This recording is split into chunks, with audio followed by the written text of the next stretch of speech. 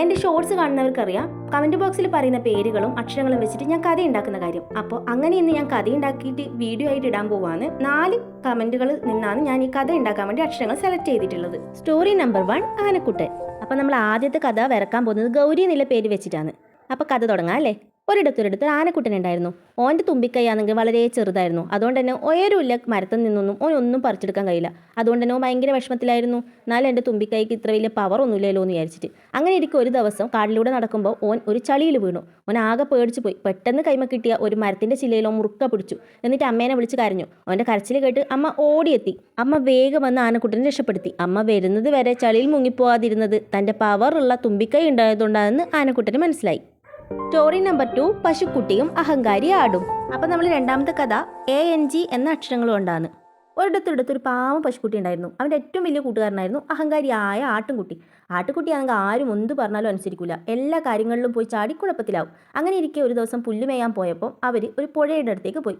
പുഴയുടെ അടുത്തെത്തുമ്പോൾ ആട്ടുകുട്ടിക്ക് പുഴയിൽ കുളിക്കണമെന്ന് ഭയങ്കര ആഗ്രഹം. പശുക്കുട്ടി അത് വേണ്ട, അപകടമാണെന്ന് ആട്ടുകുട്ടിയോട് പറഞ്ഞെങ്കിലും അവനുണ്ട് അനുസരിക്കുന്നത്. അവൻ നേരെ പുഴയിലേക്ക് ഇറങ്ങി തന്നെ ചെയ്തു.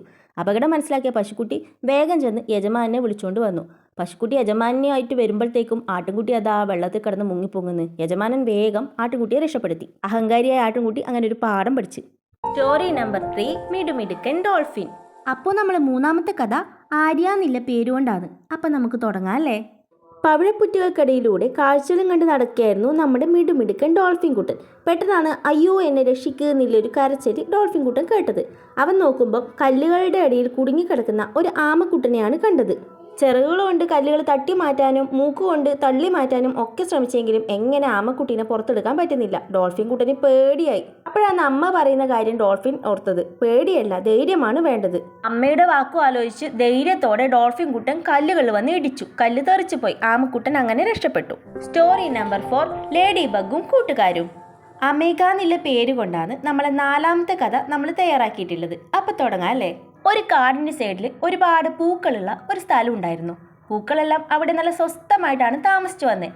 അങ്ങനെ ഇരിക്കെ ആ പൂന്തോട്ടത്തിലേക്ക് ഒരു ലേഡി ബഗ് വന്നു. ലേഡി ബഗ് എന്ന ജീവിയെ ആദ്യമായിട്ടായിരുന്നു പൂന്തോട്ടത്തിലെ പൂക്കൾ കണ്ടത്. ലേഡി ബഗിനെ കണ്ടപ്പോൾ എല്ലാവർക്കും പേടിയായി. ഇതെന്ത് ജീവിയാണെന്ന് അറിയാതെ. ലേഡി ബഗ് ആണെങ്കിൽ അവിടെ ഉണ്ടായിരുന്ന ഒരു റോസാ ചെടിയിലേക്ക് സൂക്ഷ്മമായി നിരീക്ഷിക്കുന്നുണ്ടായിരുന്നു.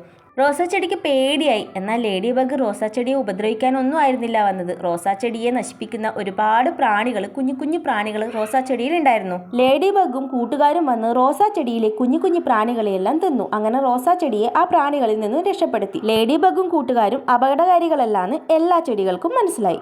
ഈ 4 കഥകളും എല്ലാവർക്കും ഇഷ്ടപ്പെട്ടു എന്ന് വിചാരിക്കുന്നു. അപ്പോൾ എൻ്റെ വീഡിയോ കണ്ട എല്ലാവർക്കും ഒരുപാട് താങ്ക്സ്.